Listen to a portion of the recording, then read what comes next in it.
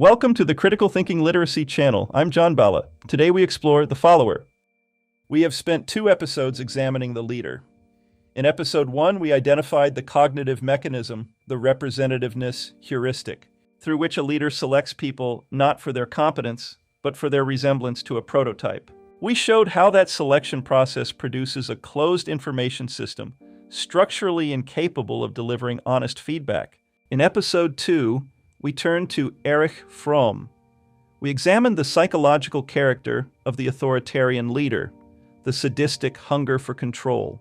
We examined malignant narcissism, grandiosity, paranoia, sadism, and why Fromm described it as the quintessence of evil. And we showed why Fromm's framework and the representativeness heuristic are the same analysis at 2 different levels. Fromm explains the psychological soil. Kahneman explains the cognitive mechanism through which that soil is cultivated. But there is a question we have not yet answered. And it is arguably the most important question in this entire series. Why does it work? The leader constructs a closed information system in which reality is whatever the leader already believes. And millions of people, educated, thoughtful, ordinary people, participate in it willingly, enthusiastically. Why? That is the question this episode answers. We start with the problem of the ordinary follower. The tempting answer is the wrong one, that followers are weak, ignorant, or simply deceived. This is wrong, and it is dangerous to believe it because it prevents the accurate diagnosis that makes correction possible. Fromm spent his career pushing back against this explanation. His argument, developed across escape from freedom and the anatomy of human destructiveness, is far more uncomfortable. Genuine individual freedom is genuinely difficult. It requires tolerating uncertainty without external validation. It requires taking responsibility for being wrong. These are among the hardest things a human being can do. And an authoritarian leader who offers the alternative, absolute certainty, a clear enemy, a collective identity in which individual anxiety is dissolved, provides something that meets a real psychological need. The surrender of freedom does not feel like surrender. It feels like relief. It feels like belonging, often feels like liberation. Because it means that the follower is not the problem's exception. The follower is the problem's center. To understand how this manifests in behavior, we turn to Yale University and Stanley Milgram. In 1961, the same year Adolf Eichmann stood trial in Jerusalem for his role in the Holocaust, a psychologist at Yale University named Stanley Milgram began a series of experiments. Participants recruited from the general public. Role: teacher administering shocks to a learner. Shock generator, 15 to 450 volts. When participants hesitated, the experimenter delivered a series of standardized prompts. Please continue. The experiment requires that you continue. It is absolutely essential that you continue. You have no other choice. You must go on. Milgram expected that only a small fraction, perhaps 1 or 2%, would administer the maximum shock. The actual result? Approximately 65% administered the maximum 450-volt shock, which is more than sufficient to kill a person. Of course, the entire experiment was staged. No one was being shocked, but the participant administering the shock did not know that. What Milgram showed was not that people are monsters, but that ordinary people can override their moral judgment and behave like monsters under coercive conditions. They do so through perceived institutional legitimacy and incremental step-by-step escalation. Milgram called this the agentic state, shifting from an autonomous moral agent to an instrument of someone else's will. Responsibility is experienced as belonging to the authority. I was just doing my job. I was just following orders. This maps precisely onto Fromm's framework. 2 names for the same psychological movement. Hannah Arendt observed this at the Adolf Eichmann trial, introducing the phrase, the banality of evil. She expected a monster. She found a bureaucrat, a person concerned with duty and procedure, with no particular malice. Eichmann was, in Fromm's taxonomy, the Himmler type, the efficient administrator of destruction. We now know from decades of research that atrocity does not require ideological true believers. It requires a majority willing to perform their roles in the system. But how do we explain the enthusiastic follower? For that, we turn to Henri Tajfel and social identity theory. Tajfel found that when people are assigned to groups, even arbitrary ones, they rapidly develop in-group preference. Even arbitrary group assignment produces in-group preference. People overestimate similarity within their group, overestimate difference between groups, and derive self-worth from the group's status. An authoritarian leader who offers a powerful group identity, a nation, a race, a movement, is offering something that meets a deep psychological need. They reorganize the self around the group. Here's how. Personal identity is partially replaced by social identity. What happens to the group happens to me. What threatens the group threatens me.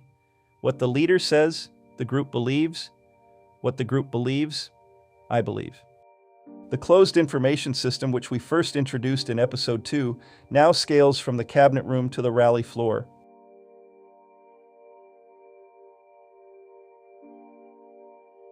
Followership is not a baseline, it is activated, especially under social disruption.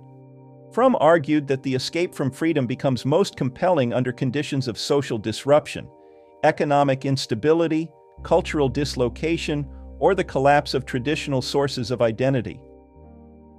Arguably, the greatest anxiety of all is death anxiety. Terror management theory proposes that much of human behavior is organized around the management of death anxiety, the awareness of our own mortality. Cultural worldviews and group identities serve as buffers.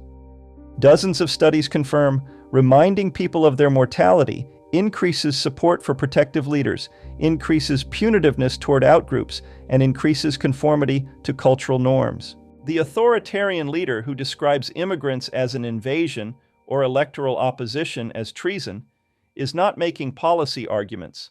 They are activating mortality salience. And we see this practice everywhere. Arguably, religion as an institution is predicated on concerns of mortality. And more recently, some political movements have played the morality salience card, not overtly, but through strategic alliances with certain religious factions. They are making the escape from freedom feel like a matter of survival. They construct a world in which challenge to their leadership is a challenge to the group's survival and identity, and taken personally.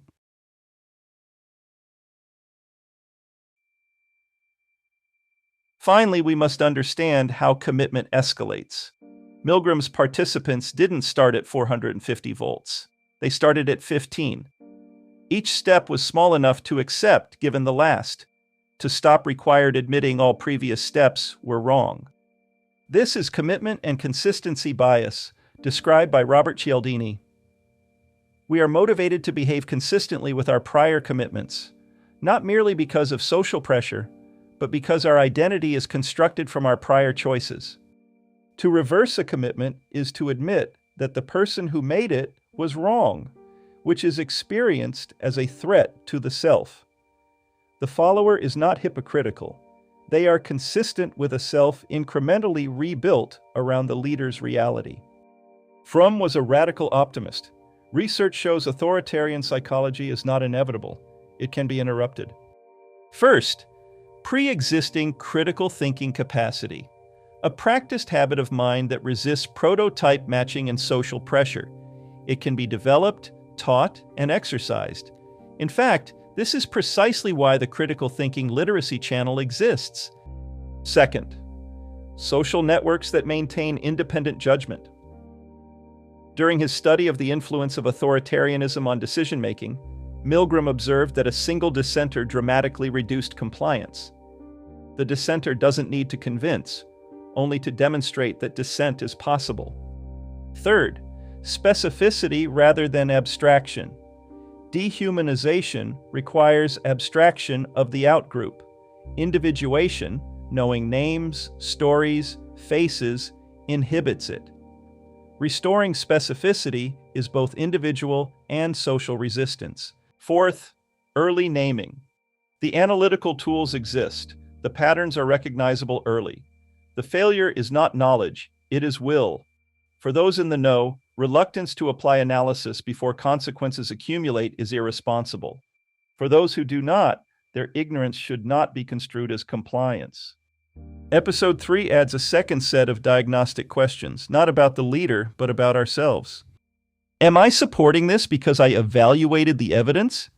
Or because my group supports it? Am I experiencing the certainty this leader offers as relief from anxiety? Or as a conclusion from evidence? The very act of asking these questions is an act of System 2 engagement, the effortful, uncomfortable, uncertainty-tolerating work of genuine critical thinking, which is exactly what this channel exists to support. Next time, we examine the media ecosystem and how the information environment shapes what feels credible, what feels threatening, and what critical thinking tools we need most. This channel has one mission and one mission only: to put the tools of clear thinking directly in your hands. No ideology, no agenda, no price tag. If this episode moved the needle, please like, share, and subscribe. Until next time, I'm John Balla. Think critically and choose wisely.